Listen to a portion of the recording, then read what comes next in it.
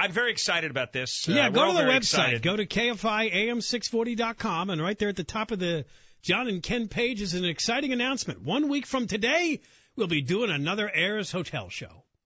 It's going to be Wednesday, June 27th.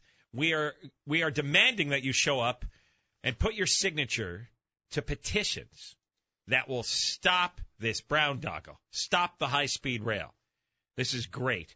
This will stop the state from borrowing any money, spending any money, and it'll void out all the contracts. We have gone through for many, many months all the lies that this high-speed rail was built on, all the intentional deceit.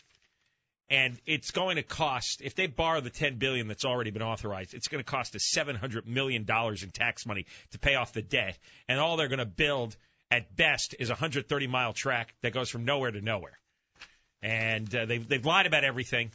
And this cannot continue. It's only going to enrich some union employees and the politically connected who want the administrative jobs. Let's get Carlos Rodriguez on.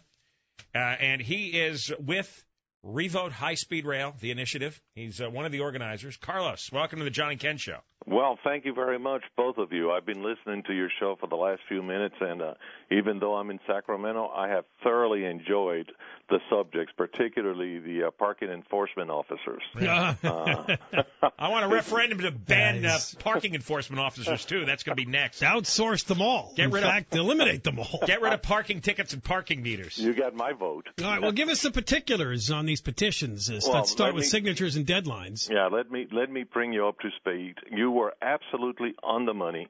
We do need a total of 504,760 valid signatures. And in order to do that, based on past experience, about 70% of the signatures that normally one gathers are going to be good, and the other 30 are people who intended to be registered but somehow didn't get around to it.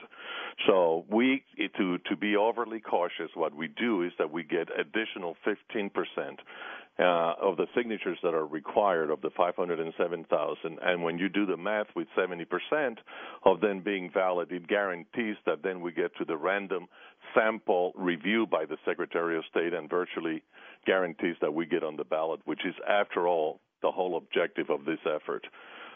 California, for its many flaws, has one thing that I think is good, and that is the direct democracy process that allows us voters to tell the legislature, we don't have any faith in your ability to deal with this. We're going to take it upon ourselves. And this is the highest form of direct democracy, is the initiative. So I am pleased to be able to work with you in trying to get the signatures that we have to have so that we can get this on the ballot. This would be on which ballot? It will be automatically on the November 2014 ballot. If you remember, we used to have citizens' initiatives in the June ballots, but the legislature just last year removed that option, so we can only be on general election ballots now.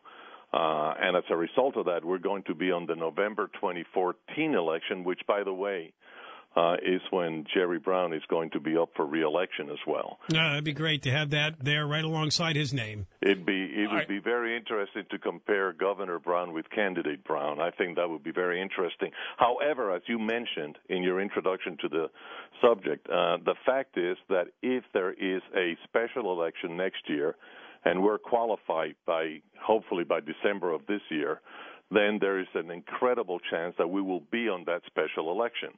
In 2013. And I think that's correct. That would be in 2013. And the more I talk to political pundits up and down the state, the more they're thinking that, given the outcome of Proposition 29 in the June election, there is growing concern over those who want to raise taxes, that those tax initiatives may, in fact, face serious obstacle. Well, okay. So the belief is that if the taxes are beaten in November, he's got to call some other election next year to try to do something else with the deficit. Either that or cut the public employee union salaries, which is going to be very hard for him to do. I suspect that there is a great chance that he may have no choice but to have to do something drastic. All right, let's assume this goes on the November 2014 ballot.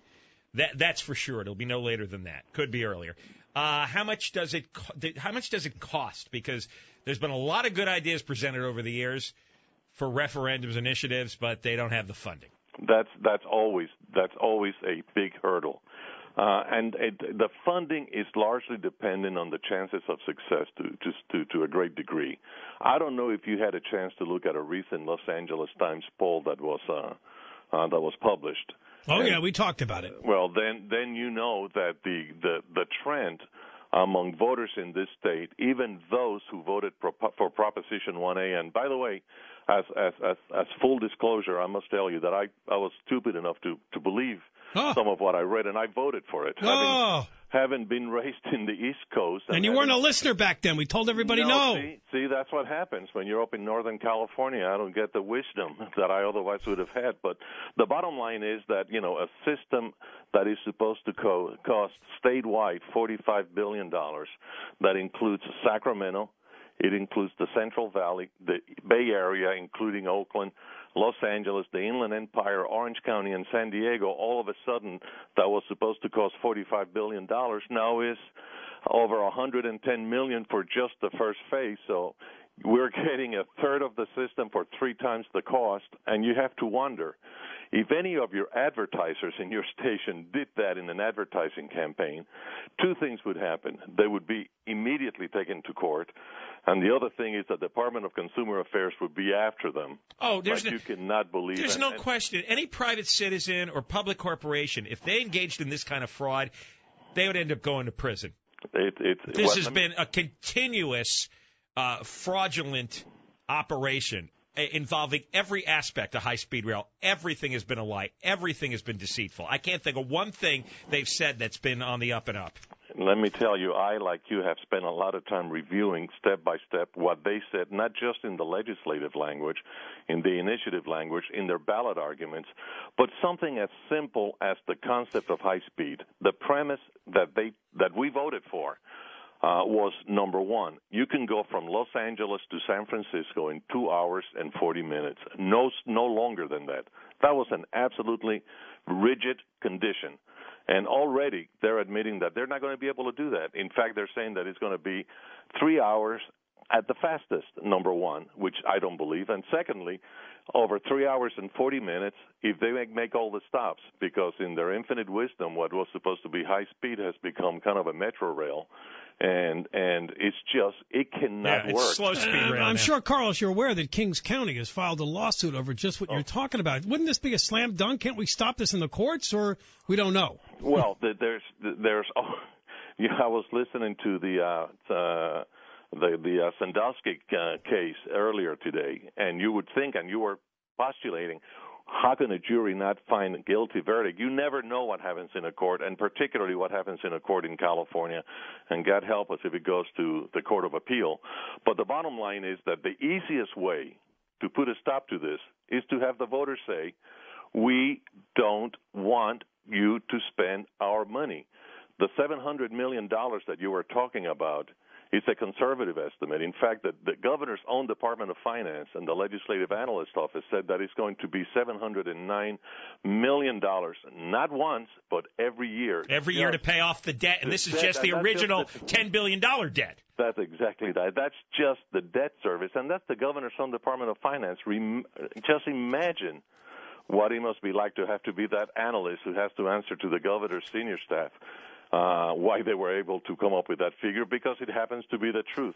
And I don't care whether they're talking about the $110 billion that it's going to cost for the first phase, which their idea of cutting costs is making the route shorter, because all of a sudden poor Orange County got left out. And they said, yeah, no problem, we'll put you back in. We're not going to budget for it, but we'll put you back in, no big deal. And they did the same thing right now with Sacramento, with San Diego, with the East Bay. We bought a system that is costing 3 times, and we're getting a third. I mean, that's just... by the way, I'm going to, and I'm letting you know, I'm stealing your brown doggle. I just want you to know that I am totally stealing that, because it's brilliant. Yeah, we got it. Actually, I saw it. It was a letter writer to the L.A. Times. Okay, Carlos, thanks very much for coming on. We're going to see you there, we hope, next Wednesday, too, right? Absolutely, and let everybody go to your website, which has the link to our revote rail.com.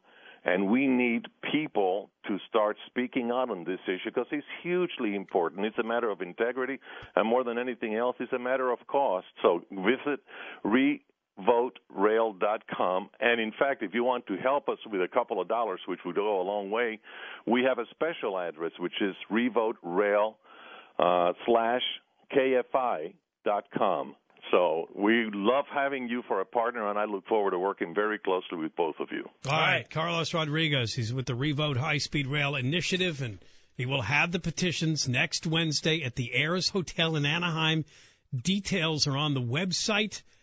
You need to show up. And by the way, they'll be spread out by all the different counties of Southern California. You do have to sign the petitions by counties. You just have to watch out for that, but we'll explain it all to you when you show up next week. All right. When we come back, as I mentioned, there is a new development today concerning the boondoggle from Jerry Brown himself. He apparently is backing away from his plan to protect high-speed rail from lawsuits. We'll explain. John and Ken, KFI AM 640, more stimulating talk radio.